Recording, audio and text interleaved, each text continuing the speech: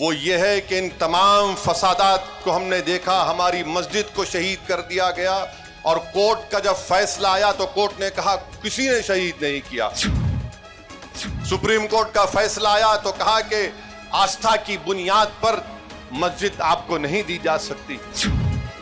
मुल्क की तारीख उठाकर पढ़ लो, जो लोग आज मुसलमानों को गाली देते हैं और वफादारी का सर्टिफिकेट हमसे पूछते हैं, इतना सब हमने सहा और कल भी सहेंगे, मगर वतन से नफरत के मजाहरे नहीं किए। तो शख्स का नाम मौलवी अलाउद्दीन था, जो तारीखी मक्का मस्जिद के इमाम थे। 17 जुलाई सन 57 को उन्होंने जुम्मे का खुतबा दिया, सुल्तान बाजार की रेजिडेंसी में जाकर एहतजाज किया और फिर एक लंबा किस्सा है। बहरहाल उनको उठाकर उनकी जिंदगी खत्म होने तक काला पानी में उनको रखा गया। अंग्रेज लिख रहे थे कि शख्स मर जाएगा, मगर यहाँ की जो हुकूमत थी निज़ाम की सालार जंग, वो बोलते थे कि मौलवी अलाउद्दीन खतरनाक है, हम नहीं ला सकते। हमारे मुल्क का तिरंगा किसने, उसको बनाने का एक बहुत बड़ा रोल अगर किसका है तो हैदराबाद की सुरैया तैयब जी का है। और फिर आप जानते हैं कि आबिद हसन सफरानी कौन थे। ये वो शख्स था जो नेताजी सुभाष चंद्र बोस के साथ था। हैदराबाद से उनका ताल्लुक, 2 साल वर्ल्ड जंग अजीम, दूसरी जंग अजीम में उन गिरफ्तार कर लिया गया। मगर हम ये भी देखते हैं कि आज हमसे पूछा जाता है, ये गवर्नमेंट ऑफ इंडिया का रिकॉर्ड है, फॉरेन एक्सचेंज 38% गल्फ कोऑपरेशन ममालिक से आता है और जीसीसी में सबसे ज्यादा काम करने वाले मुसलमान हैं। 38% भारत को फॉरेन एक्सचेंज रेमिटेंस जिसको बोलते हैं आता है। हाँ, ये बात सच है कि एडवांस इकोनॉमीज जो America, United kingdom, Australia, Singapore है, उनसे ज्यादा आ रहा है, मगर वहां पर भी मुसलमान बच्चे हैं। इन तमाम के बाद भी हम पे इल्जाम लगाते हैं। अब मैं आपको ये बोलकर अपनी बात को खत्म कर दूंगा कि इस 75 साल के सफर में, इस मुल्क की आजादी के बाद से पहली नाइंसाफी कहां पे हुई? आइन बन रहा है।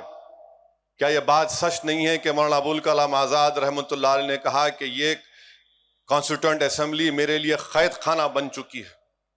जब कभी मौलाना आजाद हिफ्जुर रहमान रहमतुल्लाह अलैह के साथ उठते और कहते कि जो रिजर्वेशन दिया गया उसको दो, तो क्या यह बात सच नहीं है कि सरदार पटेल मुस्लिम लीग से वाबस्ता उन लोगों को खड़ा करके बोलते कि मेन स्ट्रीम में आओ? फिर उसके बाद आप देखेंगे कि संविधान का माइनॉरिटी राइट्स की जो कमेटी बनाई गई, सरदार पटेल को जिम्मेदारी दी गई। 27 फरवरी 47 को सब कमेटी ने कहा कि मुसलमानों को रिजर्वेशन मिलना चाहिए। 8 अगस्त 47 को उसको विड्रॉ कर लिया गया।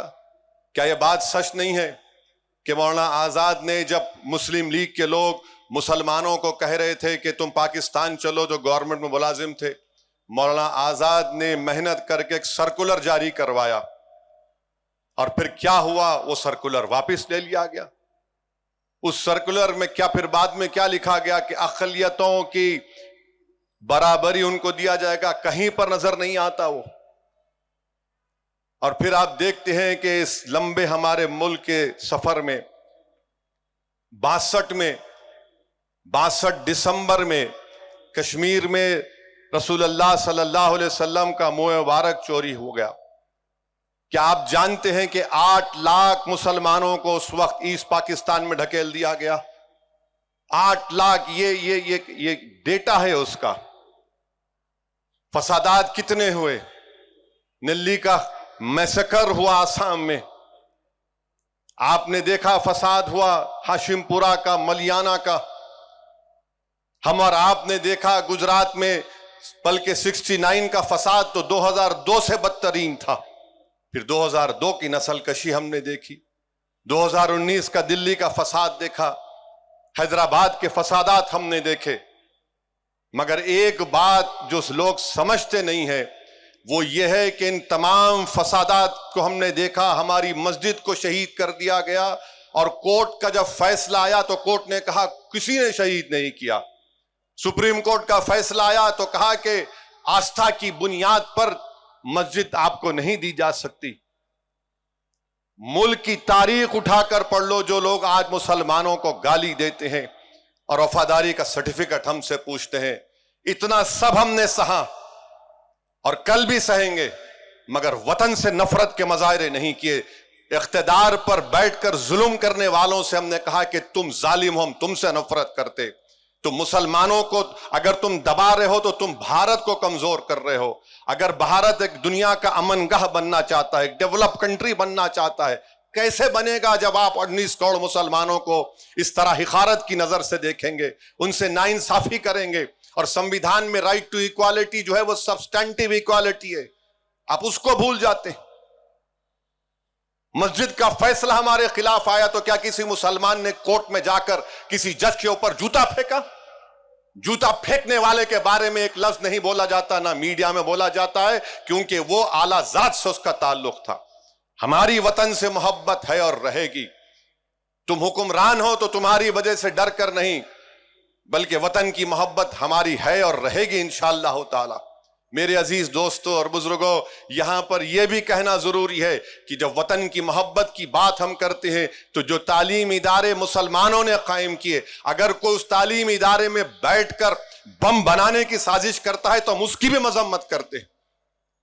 एक इदारा बनाना कितना मुश्किल काम होता है, और ऐसे जालिम लोग हैं जो एक मदरसे का कमरा नहीं बना सकते, जो स्कूल का कमरा नहीं बना सकते, जालिम अमोनियम नाइट्राइट लेकर बैठते हैं।